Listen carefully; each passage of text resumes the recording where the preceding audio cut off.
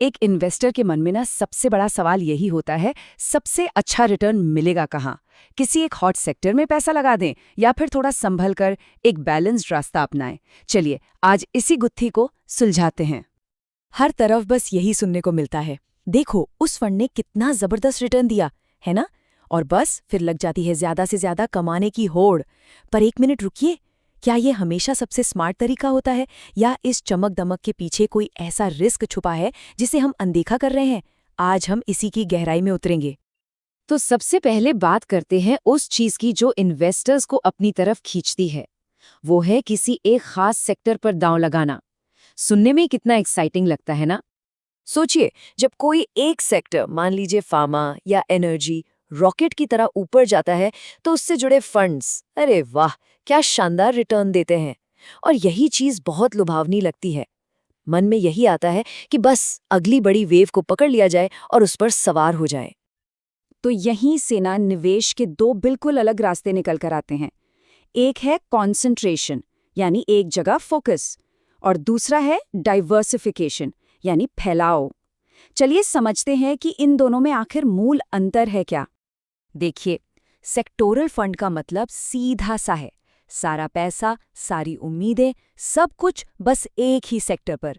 जैसे अगर pharma fund लिया तो सारा पैसा सिर्फ और सिर्फ दवा बनाने वाली कंपनियों में ही लगेगा, मतलब पूरा फोकस एक ही जगह।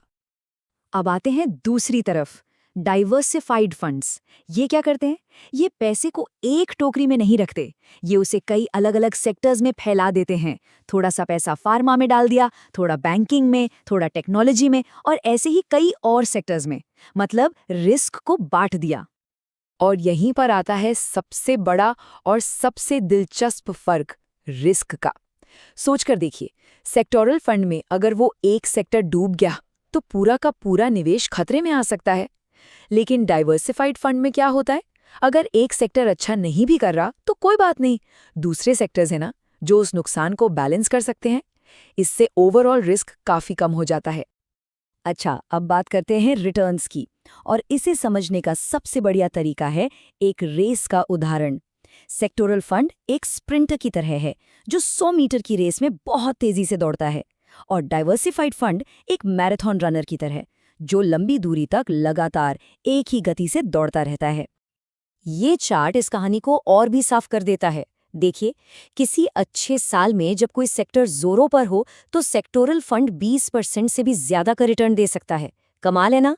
वहीं दूसरी तरफ डाइवर्सिफाइड फंड्स हैं जो लंबे समय में आराम से औसतन 12 से 15% का एक स्टेबल रिटर्न देते हैं। तो मतलब क्या हुआ? मतलब ये कि सेक्टोरल फंड्स में जितनी तेजी से आसमान छूने की गुंजाइश है, उतनी ही तेजी से जमीन पर आने का खतरा भी है। हाई रिस्क हाई रिवॉर्ड वाला गेम है ये। जबकि डाइवर्सिफाइड फंड्स एक सेफ्टी नेट की तरह काम करते हैं, वो इन्हीं बड़े झटकों से बचाते हैं। और देखिए, जब वेल्थ क्रिएशन की बात आती है ना, तो ये कोई 2 दिन का खेल नहीं है, ये एक लंबी पारी है। एक्सपर्ट्स भी यही कहते हैं कि कम से कम 7 से 10 साल का समय लगता है, और इसी लंबी अवधि में डाइवर्सिफाइड फंड्स की असली ताकत सामने आती है, क्योंकि बाजार के सारे उतार चढ़ाव झेलने के बाद भी एक बैलेंस्ड पोर्टफोलियो धीरे धीरे लेकिन लगातार बढ़ता रहता है।